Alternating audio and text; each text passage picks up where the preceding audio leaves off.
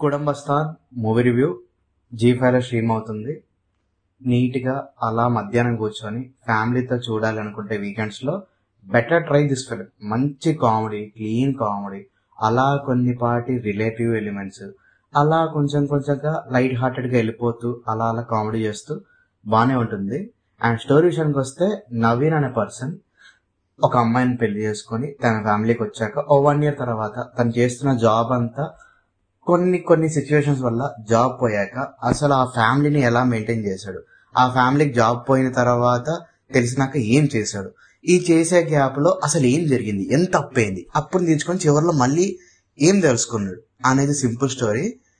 Actor Manikandan, ఇతను 3 సినిమాలు చూశాను ఇప్పటిదాకా. ఒకటి వచ్చేసి లవర్, రెండోది వచ్చేసేమో గుడ్ నైట్, అండ్ మూడోది వచ్చేసి కుటుంబస్థాన్. మంచి యాక్టర్, చాలా అంటే చాలా బాగా చేశాడు.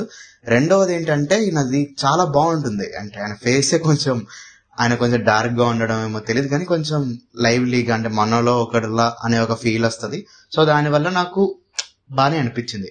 అండ్ స్టోరీ పరంగా చూస్తుంటే నాకు లాస్ట్ డ్రాగన్ అనుకుంటా కదా, కొంచెం బాగా నచ్చి అరే వెళ్ళండ్రా బాబు అని చెప్పి సజెస్ట్ చేసింది. ఆ తర్వాత ఈ సినిమా సజెస్ట్ చేస్తున్నా. ఎట్లా థియేటర్కి వెళ్ళక్కర్లే, ఓటీటీలోనే ఉంది కాబట్టి జీ5లో నీట్ కూర్చొని చూసేయండి. And special mention for Shanvi మేఘనా, బాగా చేసింది. ఫస్ట్ టైం చూస్తున్నా ఇవిడ ఫేస్ ని, కానీ బాగా చేశారు ఆవిడ కూడా. అండ్ రెగ్యులర్ యాక్టర్స్ బాగా క్యారెక్టర్ చేసిన అతను కూడా ఓకే, రిలేటబుల్ ఫ్యాక్టర్ అనిపించింది. నీట్ గా అలా కూర్చొని చూడండి సినిమా, అలా అయిపోద్ది టైం పాస్ గా. And that's it. మా ఛానల్ కొత్తగా వస్తే please do like, share, subscribe, and bye.